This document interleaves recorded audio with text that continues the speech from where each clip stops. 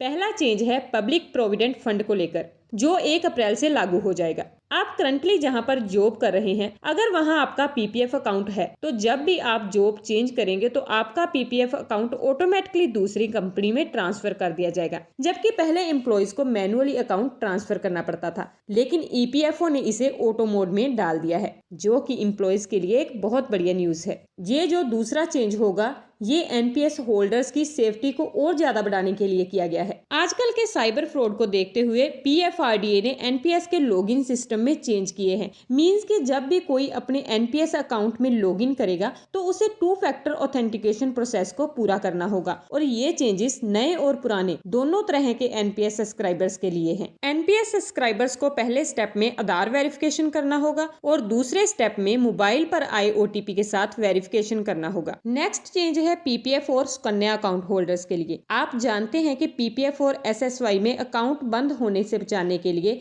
हर साल एक minimum investment करनी पड़ती है, जो कि पीपीएफ में है 500 रुपए पर ईयर और एसएसवाई में 250 रुपए पर ईयर। लेकिन अगर आप ये मिनिमम इन्वेस्टमेंट भी नहीं कर पाते तो आपका अकाउंट डीएक्टिवेट कर दिया जाएगा और दोबारा से एक्टिवेट करवाने के लिए पेनल्टी देनी होगी। सो पीपीएफ और एसएसवाई होल्डर्स इस बात का ध्यान रखें कि वो 31 मार्च से पहले ये मिनिमम पेमेंट कर दें। अब बात करते हैं नेक्स्ट रूल की। अब तक ये रूल था कि अगर आपका कोई बैंक अकाउंट डीएक्टिवेट पड़ा है, यानी कि आपने पिछले 2 सालों में उस अकाउंट से कोई ट्रांजैक्शन नहीं की, तो भी उसमें मिनिमम बैलेंस मेंटेन करके रखना पड़ता था, नहीं तो हमें बैंक्स को इसके चार्जेस पे करने पड़ते थे। लेकिन अब आरबीआई ने इस मामले में जनता को काफी राहत दी है। अब अगर आपका अकाउंट बैलेंस 0 भी है तो भी आपको कोई चार्जेस पे नहीं करने पड़ेंगे। नेक्स्ट जो चेंजेस हैं वो है क्रेडिट कार्ड्स में। स्टेट बैंक ऑफ इंडिया ने अनाउंस किया है कि 1 अप्रैल से कुछ स्पेसिफिक क्रेडिट कार्ड से रेंट पेमेंट करने पर रिवॉर्ड पॉइंट मिलने बंद हो जाएंगे। इन क्रेडिट कार्ड्स के नामों की लिस्ट आप स्क्रीन पर देख सकते हैं। इसके अलावा कुछ और क्रेडिट कार्ड्स में भी ये रूल लागू हो रहा है, लेकिन इन्हें 15 दिन एक्स्ट्रा दिए गए हैं। इन क्रेडिट कार्ड्स में ये रूल 1 अप्रैल की जगह 15 अप्रैल से लागू होगा। इनकी भी लिस्ट आप स्क्रीन पर देख सकते हैं। इसके अलावा कुछ क्रेडिट कार्ड होल्डर्स के लिए खुशखबरी भी है। येस बैंक की बात करें तो येस बैंक ने भी क्रेडिट कार्ड यूजर्स के लिए कुछ चेंजेस किए हैं। 1 अप्रैल से येस बैंक के क्रेडिट कार्ड होल्डर्स जो एक कैलेंडर क्वार्टर में 10,000 या उससे ज्यादा स्पेंड करते हैं तो उन्हें कॉम्प्लीमेंट्री डोमेस्टिक लोन एक्सेस दिया जाएगा। अब आईसीआईसीआई बैंक की बात करें तो उन्होंने भी अपने क्रेडिट कार्ड्स के रूल में कुछ चेंज किए हैं। 1 अप्रैल 2024 से ICICI bank credit card holder एक कैलेंडर क्वार्टर में अगर 35,000 रुपए से ज्यादा स्पेंड करेंगे तो उन होल्डर्स को कॉम्प्लीमेंट्री एयरपोर्ट लोन एक्सेस मिलेगा। अब बात करेंगे पोस्ट ऑफिस स्कीम्स में हुए बदलावों के बारे में। पोस्ट ऑफिस की सभी स्कीम्स में इंटरेस्ट रेट एवरी क्वार्टर बदले जाते हैं, लेकिन इस बार अप्रैल मई जून में इंटरेस्ट रेट में किसी भी प्रकार का चेंज नहीं हुआ है। पीपीएफ, एमआईएस, सुकन्या समृद्धि,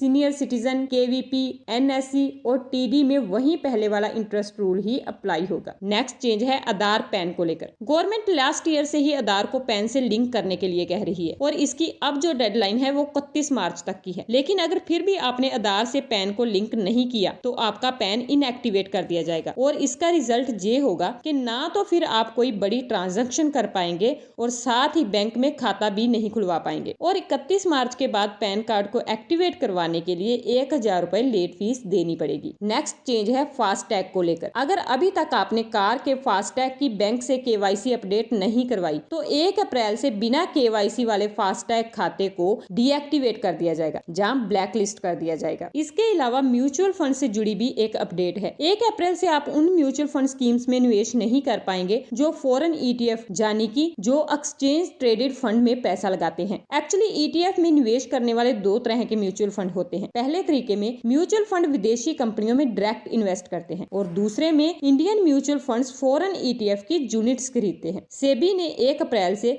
ये जो दूसरे तरीके वाला म्यूचुअल फंड है इसमें इन्वेस्ट करने पर रोक लगा दी है। ये थी वो सारी अपडेट्स जो आपके लिए जाननी बहुत जरूरी थी। आई होप आपको हमारी वीडियो अच्छी लगी होगी।